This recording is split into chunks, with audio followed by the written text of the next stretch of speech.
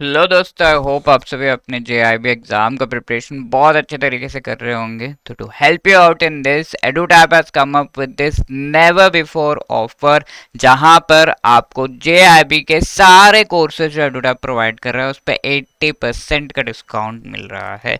You have to use the code one time 80 so as to avail this particular जो offer है, right. तो 80% का discount on all the courses of EduTap, and इन courses का link आपको इस video के डिस्क्रिप्शन में मिल जाएगा। Not just that, if you are preparing for any other exam like SBI, IBPS, RRB, RBI, grade B, IFSC, SEBI, IRDI, NABARD, PFRDI, UPSC, EPFO या FCI, on those also the coupon codes and the offers are never before. ठीक है, तो ये offer 1 से 3 अगस्त के लिए था, but now we have extended it 4 से 6 अगस्त तक इसकी लास्ट एंड फाइनल वैलिडिटी है। So please avail them, the links for these are given in the description of this video, right. तो आई होप आप सभी एग्जाम की बहुत अच्छे से प्रिपरेशन कर रहे हैं, and as you know, to help you out in that we have come up with this Sankalp series for the JIB November 2025। Indian economy, Indian financial system का ये 3rd लेक्चर है, जहां पर हम इंफ्रास्ट्रक्चर एंड ग्लोबलाइजेशन इस पर discussion कर रहे हैं। क्या ये टॉपिक रियली इंपॉर्टेंट है एग्जाम पॉइंट ऑफ व्यू से, किस तरह के क्वेश्चंस आते हैं, कितना डेप्थ में हमें पढ़ना है, ये सारी चीज़ें हम इस सेशन में इस टॉपिक से रिलेटेड एंड डिटेल में ये सारे जो टॉपिक के सब टॉपिक्स है उनको डिस्कस करेंगे। प्रीवियस ईयर क्वेश्चंस इन टॉपिक से देखेंगे, और ये let me tell you first से लेके 6 चैप्टर तक हमारा जो IFS का है वो कंप्लीट हो रहा है bye completing this 3rd lecture. ठीक है, तो ये चैप्टर नंबर 5 है and this is globalization is chapter 6। Both will be discussing today, so please stay tuned till the end. Okay, तो what are we going to discuss? First thing ये होना चाहिए, हमें पता होना चाहिए कि इंफ्रास्ट्रक्चर एंड इट्स टाइप्स क्या है, वो हम देखेंगे। पहला चैप्टर जो 5th चैप्टर है उसमें इकोनॉमिक एंड सोशल इंफ्रास्ट्रक्चर ये देखेंगे, एंड इनसे रिलेटेड जो गवर्नमेंट के इनिशिएटिव्स है। Then globalisation and de globalisation की हम बात करेंगे। तो चैप्टर 6 थोड़ा छोटा है, तो both we are discussing together. So the first thing is infrastructure क्या होता है and what are its types. तो इंफ्रास्ट्रक्चर की जब हम बात कर रहे हैं, द नेम इटसेल्फ सेज, जैसे कोई ह्यूमन बीइंग है या फिर कोई भी एनिमल है जिसका बैकबोन है, तो व्हाट कैन वी से, अगर वो ह्यूमन बींग को खड़ा होना, अच्छे से चलना है, तो the backbone is something which is required. ठीक है, तो infrastructure is like the backbone of economy. ठीक है, ये चीज कहा जाता है। तो without infrastructure the economy can not run. चलो मैंने इसका क्वालिटी तो बता दिया, but what is infrastructure? The roads, the rail lines, bridges, बड़े जो सेंटर्स हैं जहाँ पर हॉस्पिटल्स हो गए, एजुकेशन सेंटर्स हो गए, स्कूल्स हो गए, और जो भी आपको बिल्ड होता हुआ दिख रहा है वो सारा कुछ आप कह सकते हैं कि इंफ्रास्ट्रक्चर है। अभी जब हम इसके टाइप्स देखेंगे it will be more clear. ठीक है, क्लियर है क्या है इंफ्रास्ट्रक्चर? अब इंफ्रास्ट्रक्चर को क्लासिफाई किया गया है based upon the different parameters, and one parameter is the capital investment के बेसिस पर इसे क्लासिफाई किया गया है। कैसे क्लासिफाई किया गया है? दो टाइप के इंफ्रास्ट्रक्चर है based upon capital investment and also I would like to add here welfare of the citizens. ठीक है, ये दो पैरामीटर्स पे, एंड ये हमारा चैप्टर पूरा जो है इन दो चीजों पे ज्यादा रिवॉल्व करेगा। तो फर्स्टली इकोनॉमिक इंफ्रास्ट्रक्चर। ठीक है, तो जो भी हम रोड्स, रेलवेज, ये सारा देख रहे हैं जो जिसमें बहुत ज़्यादा कैपिटल इन्वेस्टमेंट लगता है। अब कैपिटल का मतलब क्या है? पैसा, इन्वेस्टमेंट जो किया जा रहा है, that is a capital investment. Initially उसको बिल्ड करने के लिए जो इन्वेस्टमेंट किया जा रहा है that is a capital investment. तो इसके लिए जो भी मनी लग रहा है दैट इज रियली हाई। ठीक है, इकोनॉमिक इंफ्रास्ट्रक्चर में जो मनी लग रहा है that is very very high, and that is why we can say ये जो इकोनॉमिक इंफ्रास्ट्रक्चर है इसमें कैपिटल इन्वेस्टमेंट का अमाउंट इज वेरी हाई। ठीक है, अब in comparison if we say welfare की अगर हम बात करें, तो वेलफेयर क्या होता है? लोगों का भला हो रहा है। यस, भला तो हो रहा है, बट इसका जो क्वांटिटी है वो थोड़ा लो है, बिकॉज ये कमर्शियल भी होता है। बिकॉज इससे जैसे कोई रोड बिल्ड किया हमने, तो टोल टैक्स तो लेंगे। अगर हमने कोई बड़ा रेल लाइन बिल्ड किया, मेट्रो, उसकी टिकट्स तो होंगे। ठीक है, तो वो उससे काफी कमर्शियली पैसा कमाया जाता है। But apart from that if we talk about social infrastructure, तो इसमें कैपिटल इन्वेस्टमेंट लो है। Why? Because for example education centre, कोई स्कूल है का बिल्डिंग है, कोई हॉस्पिटल है, तो इन कंपैरेटिवली इसका जो खर्चा है वो कम रहेगा, बट इसका वेलफेयर बहुत ज़्यादा है। एजुकेशन सबको पढ़ाई करने का मौका मिल रहा है, उनको अपॉर्चुनिटी मिल रहा है to study, and then later on job के अपॉर्चुनिटीज वगैरह उनको मिलेंगे। तो the welfare aspect is really high in the social infrastructure. Is that understood? ये दोनों पैरामीटर्स के बेसिस पर हम बेसिकली इंफ्रास्ट्रक्चर को इन दो टाइप्स में क्लासिफाई कर सकते हैं। इन पे और detail discussion with examples everything देखेंगे। कुछ तो मैंने आपको बता ही दिया। इकोनॉमिक इंफ्रास्ट्रक्चर में you can say roads, rail, ये सारा कुछ आ जाता है। अब सोशल इंफ्रास्ट्रक्चर में स्कूल्स, हॉस्पिटल्स आ जाते हैं, राइट, कॉलेजेस आ जाते हैं। तो दिस इज द थिंग। अब now moving to the next type of classification that is based upon the location. तो अर्बन एंड रूरल एरियाज में जो इंफ्रास्ट्रक्चर है, it has different infrastructure in these areas. Like urban areas में क्या infrastructure होगा, आप बताइए, ठीक है? आप में से कई लोग अर्बन एरियाज में रह रहे हैं मोस्टली, तो यू कैन टेल। तो अर्बन एरियाज में the infrastructure would be of the large bridges, big buildings, big community centres, बड़े मॉल्स हो गए, बड़े स्पोर्ट्स कॉम्प्लेक्सेस हो गए। देन देर आर स्विमिंग, जो हम कह सकते हैं कि क्लासेस के लिए pools and all, everything will be there. तो this is the type of urban infrastructure, ठीक है? अब रूरल इंफ्रास्ट्रक्चर क्या होगा? मेनली एग्रीकल्चर से रिलेटेड होगा, फार्मिंग से रिलेटेड, इरिगेशन से रिलेटेड होगा। वहाँ के जो रूरल एंटरप्राइजेस है, छोटे छोटे ट्रेडिशनल जो वहाँ पर इंडस्ट्रीज है, उनसे रिलेटेड इंफ्रास्ट्रक्चर होगा। तो this is different in both of them. अब हम देखें तो 2/3 ऑफ द कंट्री का इकोनॉमी आपको अर्बन एरियाज से आता हुआ दिख रहा है, बट अर्बन एरियाज में only 1/3 of the people in the entire country रहते हैं, ठीक है? तो आगे हम डिस्कस करेंगे चैप्टर 10 में कि ये जो है रूरल टू अर्बन काफी ज्यादा माइग्रेशन देखा जाता है, बहुत सारे लोग रूरल टू अर्बन जाते भी हैं, but even then rural areas में सबसे ज्यादा लोग रहते हैं, ठीक है? तो next type of classification is very very important, based upon the kind of network which is hard and soft infrastructure. अब hard infrastructure is everything that you can physically see, ठीक है? आप देख सकते हैं कि रोड बन रहा है, बिल्डिंग बन रहा है, फिर उसके रेलवेज बन रहे हैं। तो दो पॉइंट्स को मोस्टली कनेक्ट करने वाले जो इंफ्रास्ट्रक्चर होते हैं, रोड, रेल, इसी तरीके से पाइपलाइंस हो गए, राइट, ये सब कुछ आपका हार्ड इंफ्रास्ट्रक्चर में आ जाता है। तो फिजिकल नेटवर्क्स है which you can actually see between different places. अब soft infrastructure is a background support that is given to these physical networks to the economy, तो that is the soft infrastructure. अब soft infrastructure में examples आ जाते हैं law enforcement agencies, अगर ये नहीं होते, एजुकेशन सेंटर्स नहीं होते, हेल्थ केयर नहीं होता, तो ये जो हार्ड इंफ्रास्ट्रक्चर है किसी काम का है ही नहीं, इजंट इट? तो सॉफ्ट इंफ्रास्ट्रक्चर एक्चुअली हेल्प्स, ठीक है? इसके एग्जांपल्स लॉ एनफोर्समेंट के जो पुलिस हो गया, ब्यूरोक्रेसी हो गया, ये सब आ जाते हैं। इसके अलावा स्कूल्स हो गए, हेल्थ केयर हो गया, हॉस्पिटल्स हो गए, ये सब आपके सॉफ्ट इंफ्रास्ट्रक्चर में आ जाते हैं, ठीक है? इनके बिना hard infrastructure and for that sake economy नहीं चल सकती। अब green infrastructure, everything that is eco friendly, ठीक है? ग्रीन नहीं, कंजर्वेशन, इको फ्रेंडली से related. For example wildlife sanctuaries हो गए, जोलॉजिकल पार्क्स हो गए, नेशनल पार्क्स हो गए, ये सब आपका आ जाता है in the green infrastructure which help in conserving the plants and animals. अब इसके अलावा नेशनल हाईवेज का एग्जाम्पल अगर मैं लूँ, तो can you tell me national highways किस टाइप ऑफ इंफ्रास्ट्रक्चर में आएगा? Is it a part of green infrastructure? Sir highway के बगल में पेड़ लगा तो देते हैं, हो गया ग्रीन इंफ्रास्ट्रक्चर? Is it? ठीक है, you have to tell me, let me know this answer कि नेशनल हाईवेज कौन सा टाइप ऑफ इंफ्रास्ट्रक्चर में आते हैं in the comment section. Okay, so that is the thing. Can you just try to answer this question? May 2023 का ये question है, please pause the video and try to answer. yes, which among the following is an example of the soft infrastructure? तो obviously ports, airports, pipelines ये hard infrastructure का part है, दो places को connect करते हैं। अब law enforcement agencies, as I told you, soft infrastructure का part है। So what will be the answer?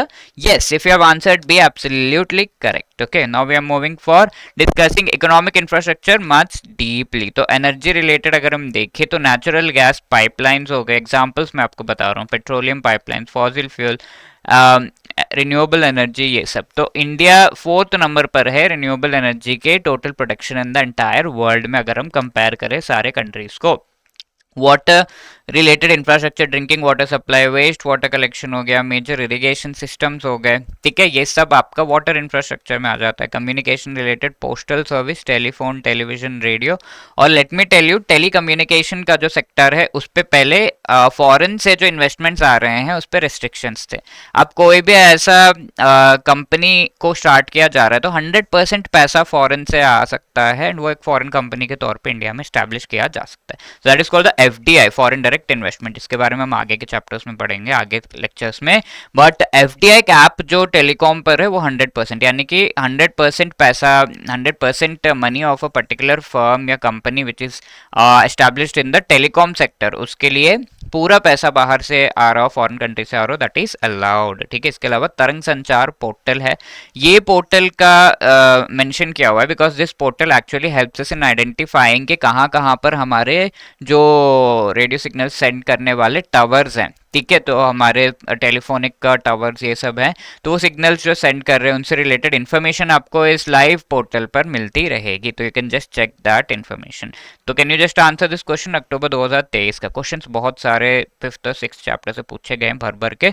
तो छोटे छोटे इनिशिएटिव्स है, थोड़ा थोड़ा है, एक इनिशिएटिव का क्या एम है, इतना याद रख के भी आप अच्छे से इन क्वेश्चंस को आंसर कर सकते हैं। अब देखिए, which among the following is correct regarding government of India's initiatives to boost the common infrastructure in India?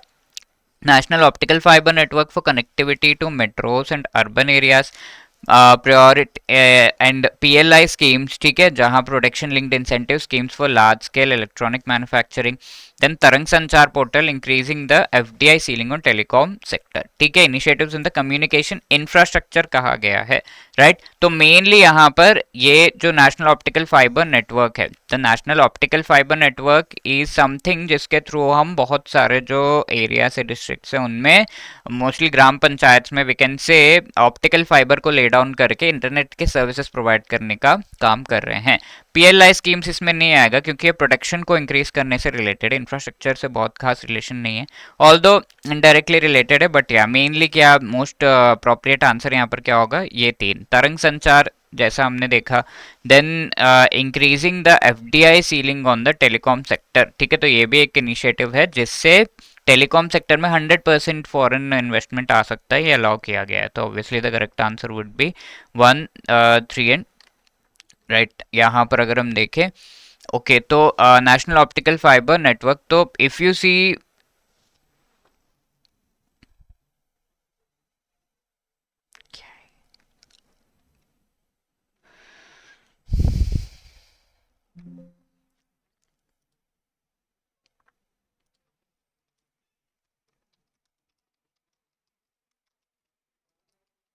चले जा रहा है,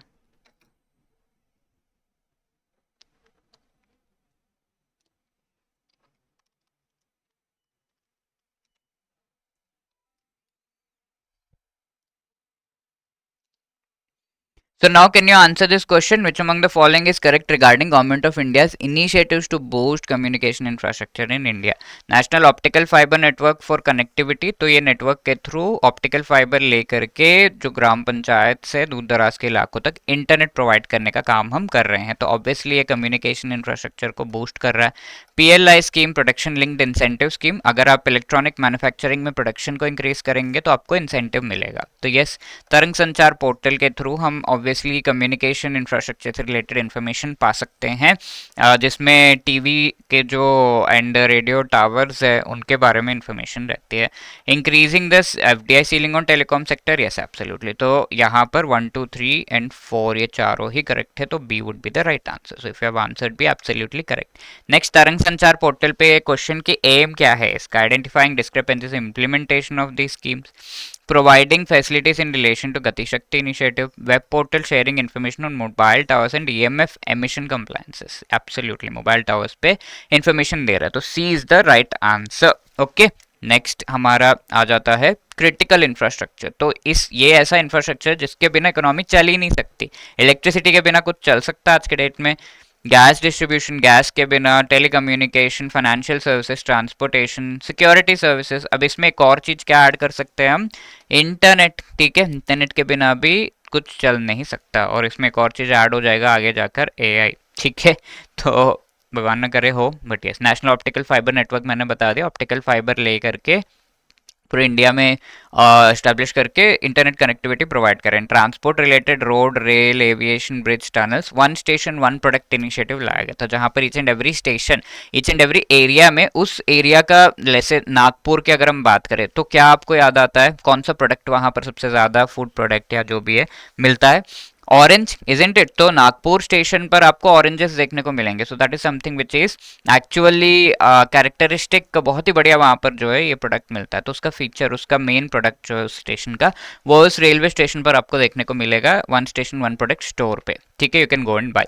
पीएम गति शक्ति इनिशिएटिव के थ्रू इंडिया में इंफ्रास्ट्रक्चर को डेवलप करने की कोशिश की जा रही है by the cooperation of all the ministries, ठीक है। और इसमें रोड हो गया, रेलवेज हो गया, कई सारे जो कनेक्टिविटी, मेनली ये मल्टी मॉडल कनेक्टिविटी को प्रमोट करने के लिए है।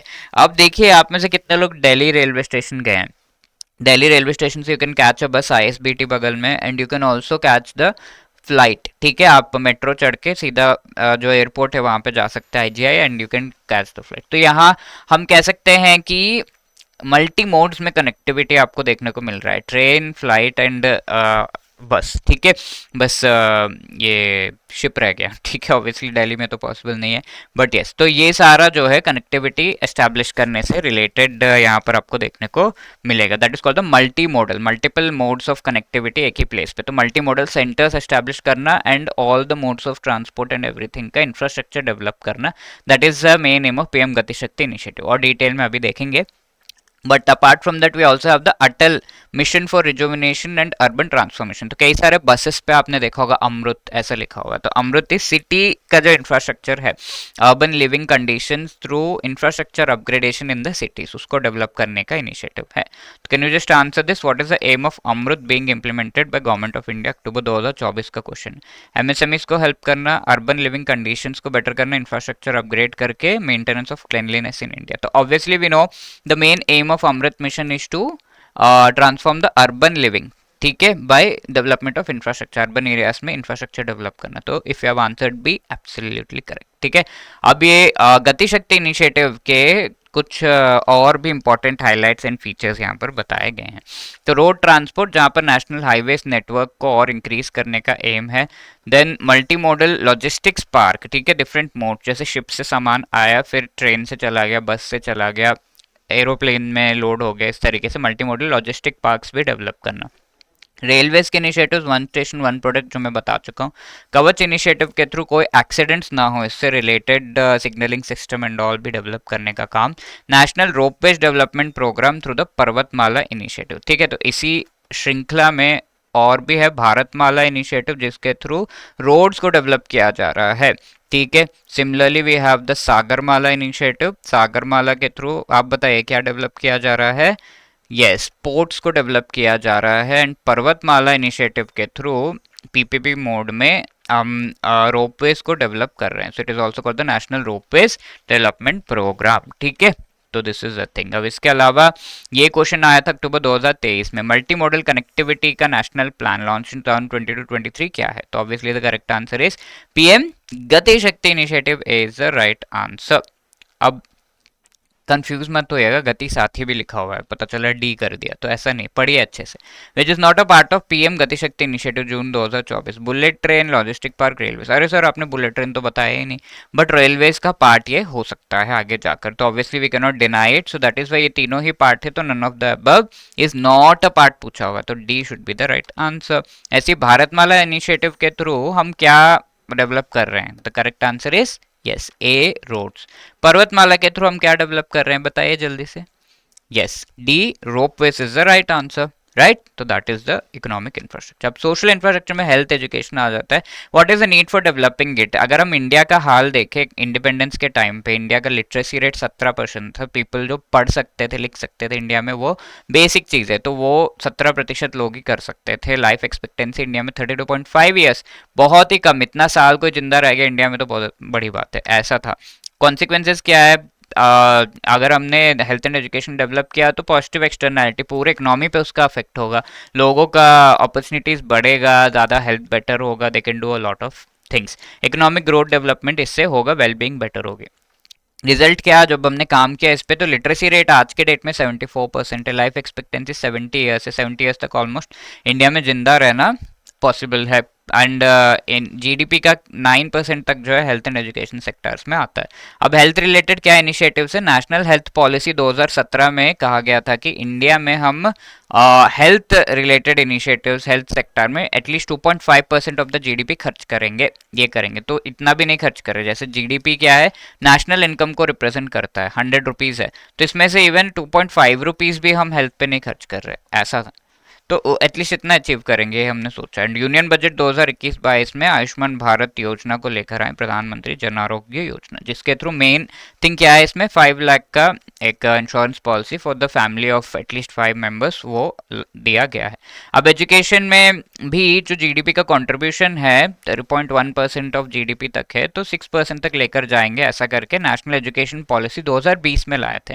एनरोलमेंट रेशियो बढ़ाएंगे, इसमें राइट टू एजुकेशन सबको मिले, मिनिस्ट्री का नाम वगैरह चेंज किया। एंड इसमें एक जो पेडागोजिकल स्ट्रक्चर है, यानी कि पहले था कि पहले के जो ईयर्स हैं वो कुछ बच्चे नहीं पढ़ रहे, 10 साल फिर पढ़ रहे हैं 10th क्लास तक, एंड 11th 12th 2 ईयर्स का different type of intermediate education होता है। बट इसको थोड़ा चेंज करके अप्रोच, फाउंडेशनल स्किल्स उनको दिया जाएगा पहले 3 साल में, फिर 2 साल एलकेजी यूकेजी में, फर्स्ट एंड सेकेंड स्टैंडर्ड में सॉरी, एंड पहले 3 साल anganwadi LKG UKG, and 3 to 5 class में प्रिपरेटरी, यानी कि आगे के लाइफ के लिए प्रिपेयर करना। फाउंडेशनल क्या है, बेसिकली वो पढ़ ले, थोड़ा बहुत मैथमेटिक्स कर ले। ये प्रिपरेटरीज उस पर और एक्स्ट्रा बिल्ड करने लगे, जैसे कुछ सेंटेंसेस बनाए, ये सारी चीज़ें होती है ना, वर्ड्स बता दिया उससे। अब मिडिल में ये उसमें क्या है, 6 to 8 क्लास में और आगे का जो उसका जीवन है, जैसे लाइक 9th क्लास से क्या हो जाता है, एक पर्टिकुलर माइंड सेट हो जाता है, सेट हो जाता है कि हमें मैथ्स लेना है, साइंस लेना है, क्या लेना है, तो वो किया जाए। एंड 9 से 12th क्लास में जो जो भी माइंड सेट हो गया है, किसी को आर्ट्स में जाना है, साइंस में जाना है, ये चीज़ सेट होने के बाद उनको उस फील्ड में भेजा जाए, ऐसा। ठीक है, what are the pillars of this National Education Policy, accessibility, सभी को एक्सेस मिले, एजुकेशन हेल्थ सभी चीज़ों का, इक्विटी हो, ठीक है, मेनली एजुकेशन रिलेटेड इक्विटी हो कि जिसको जिस तरह का फैसिलिटी चाहिए उसको वो मिले, ऐसा नहीं कि सभी को इक्वली हम हेल्प कर रहे हैं, किसी को चाहिए रिजर्वेशन तो उसे दिया जाए, जिसको नहीं चाहिए तो नहीं दिया जाए। क्वालिटी बेटर हो एजुकेशन की, अकाउंटेबिलिटी हो, कई सारे स्कूल्स में देखा जाता है कि टीचर्स ही नहीं आ रहे, तो अकाउंटेबल हो कि अगर नहीं आ रहे तो क्यों नहीं आ रहे और इसका क्या कंपनसेशन है, राइट। और other social infrastructure includes women empowerment, family welfare programme, India was the first one to implement this family welfare programme. पहले फोर्सफुल था कि हाँ आपको 2 ही बच्चे होने, ये वो, बट फिर ये माइल्ड कर दिया गया, छोड़ दिया गया फैमिली पे कि you can go for family welfare. ठीक है, मेन एम क्या है फैमिली वेलफेयर का, पॉपुलेशन मैनेजमेंट, पॉपुलेशन को कम करना है, नसबंदी, ये सब भी किया जा रहा था।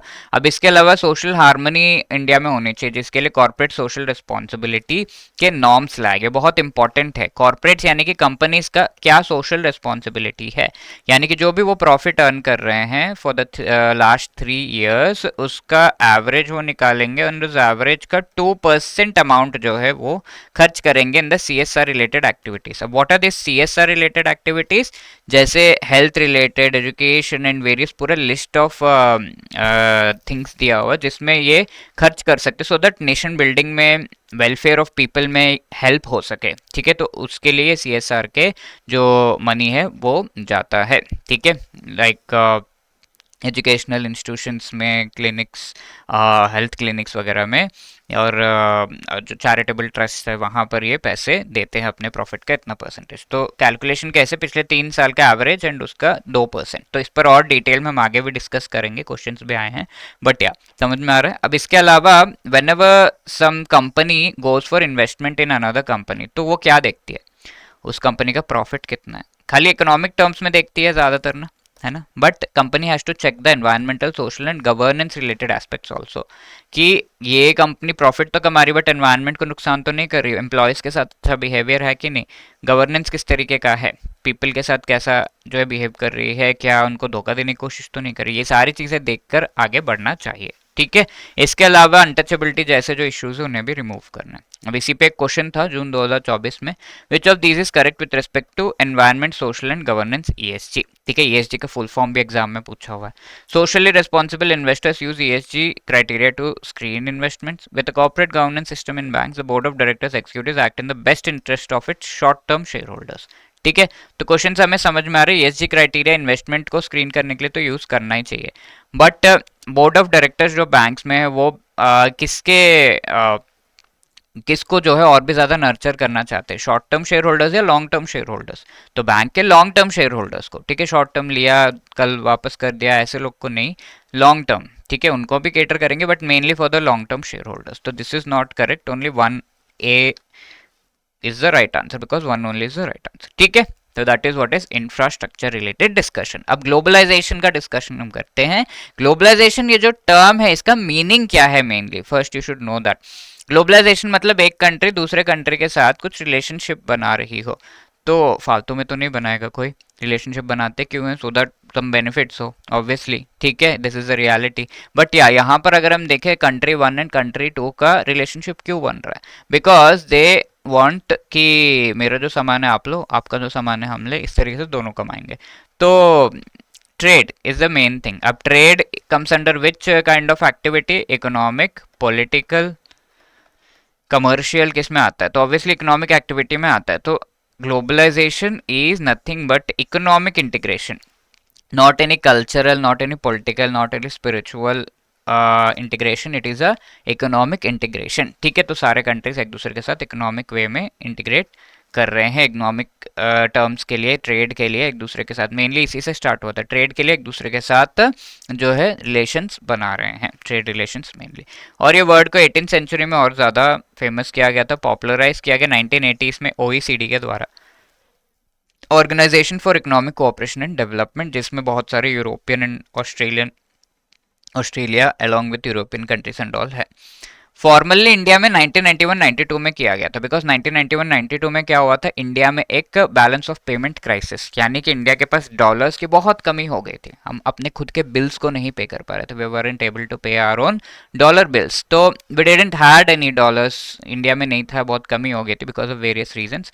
बट जब नहीं था तो we went to IMF, international monetary fund. ठीक है, ये एक इंटरनेशनल ऑर्गेनाइजेशन है जो इस तरह के बैलेंस ऑफ पेमेंट के इश्यूज में हेल्प करता है फंड्स देकर। तो वहाँ पे फंड्स लेने गए, डॉलर लेने, बट आईएमएफ वाले ने कहा कि आपको ये चीज़ इंप्लीमेंट करना होगा, तो वी विल गिव। तो इम्प्लीमेंटेशन क्या था, LPG, liberalisation, privatisation, globalisation, reforms India में लाना, and the G that you can see here is the globalisation, यानी कि और भी ज़्यादा डिफरेंट कंट्रीज के साथ आपको कनेक्ट करना है।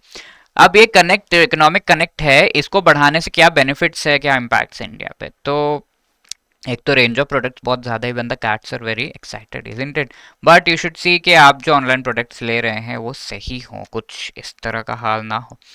अब बहुत ज़्यादा अच्छा जो है पेइंग जॉब्स इंडिया में आ रहा है, फॉरेन कंट्रीज से एमएनसीज इंडिया में आ रहे हैं, बट यू शुड सी कि जो ट्रांसफॉर्मेशन हमें हो रहा है वो कुछ इस तरह का ना हो।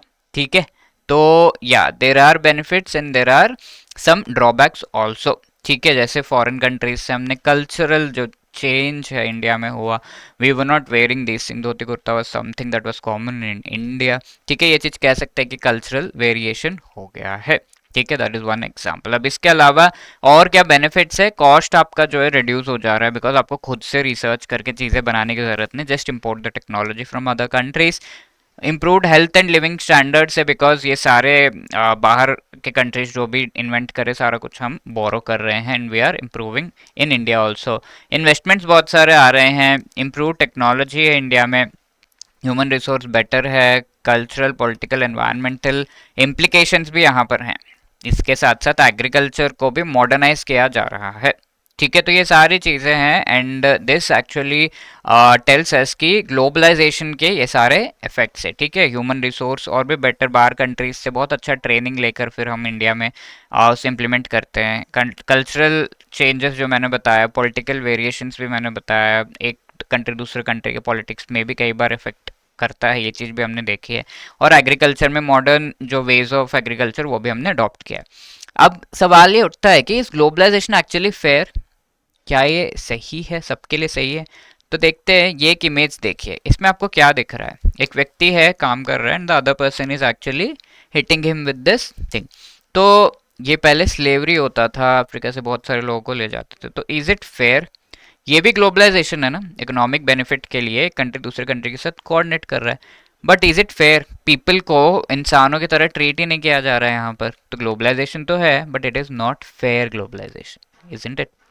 अब ये देखिए, ये बेचारा बहुत परेशान है, टाइपिंग ये सब कर रहे हैं, but yeah it is fair because globalisation है, बट यहाँ पर उन्हें अपना जो पेमेंट है वो मिल रहा है, ह्यूमन राइट्स एटलीस्ट इनके वायलेट नहीं हो रहे हैं, ठीक है? तो it is fair globalisation. Is it clear? Fair globalisation का कॉन्सेप्ट। अब can you just try to answer this, which among the following is a part of fair globalisation? ठीक है, economic development, yes, economic development तो हम चाहते हैं। Liberalisation, yes, ठीक है, कि बहुत ज्यादा गवर्नमेंट का कंट्रोल ना हो, प्राइवेट एंटिटी सब कोई पार्टिसिपेट कर सके इकोनॉमी में। सोशल डेवलपमेंट, यस, सोशली हम डेवलप कर रहे हैं, मार्जिनलाइज्ड है, S C S T backward है, तो उन्हें भी अपॉर्चुनिटीज मिले, yes, that is also part of fair globalisation. Environmental conservation, yes. Privatisation में not be part of fair globalisation, क्योंकि प्राइवेट कंपनीज मेनली प्रॉफिट का सोचते हैं, एम्प्लॉयज का या पीपल का ज़्यादा ना सोचते हो, वेलफेयर का ना सोचते हो, तो फेयर ग्लोबलाइजेशन का पार्ट नहीं है। फाइनली इंक्लूजन, यानी कि पीपल, सारे पीपल इंक्लूड होते हुए हमें फिर आगे बढ़ना है, इकोनॉमिक बेनिफिट्स उठाने, तो यस।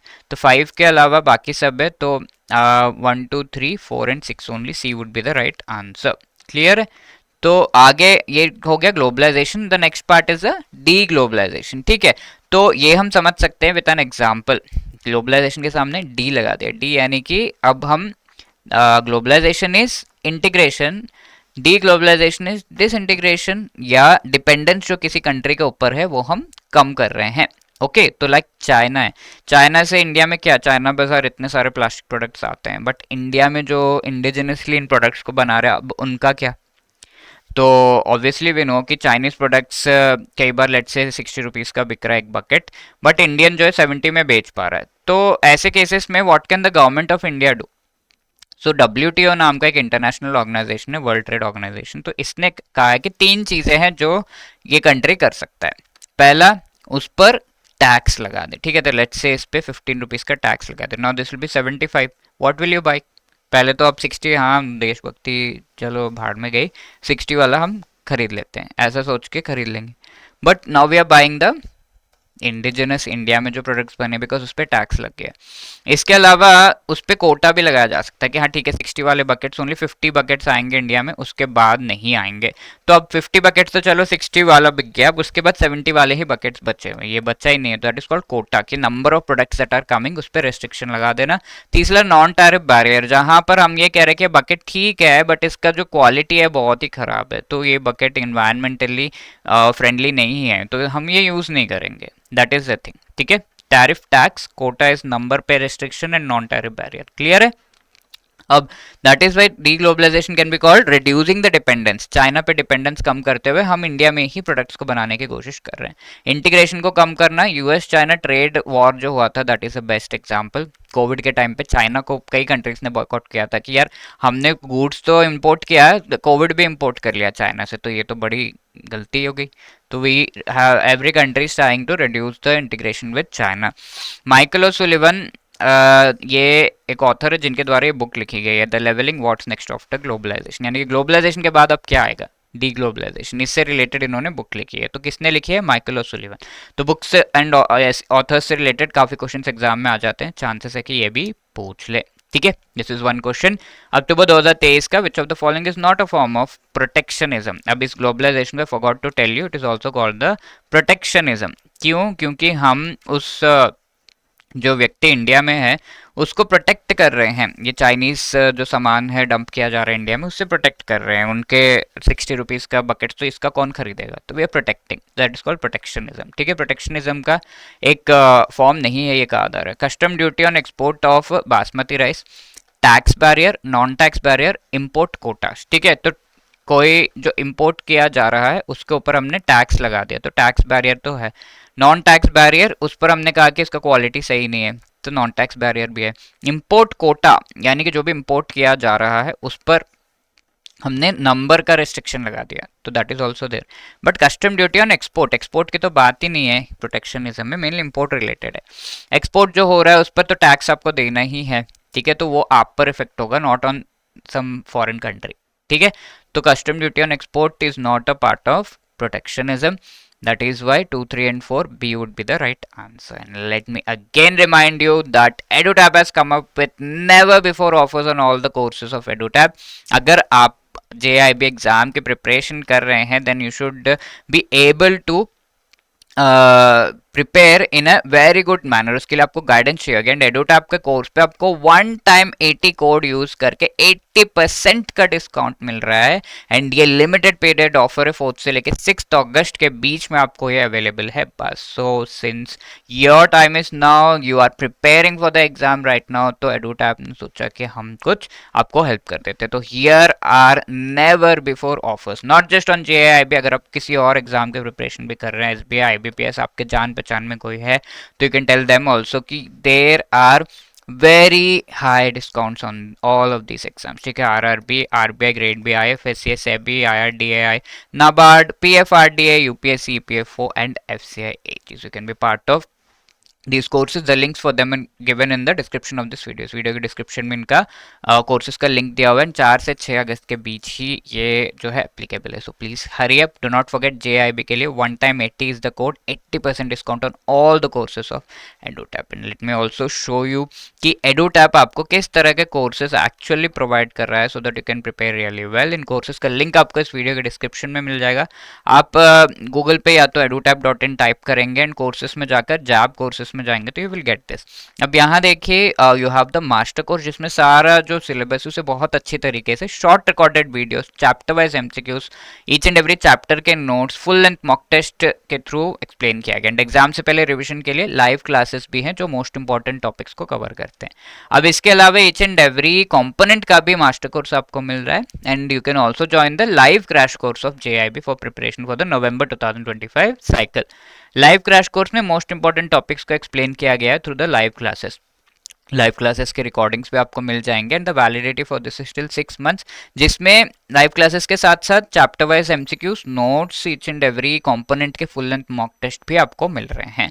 तो इस पे भी वन टाइम 80 कोड यूज करके आपको 80% का डिस्काउंट मिल रहा है। अब इसके अलावा भी अगर आपके कोई क्वेरीज है, you can call us on this number और drop a mail at hello@edutap.co.in। Wishing you all the best, thank you so much.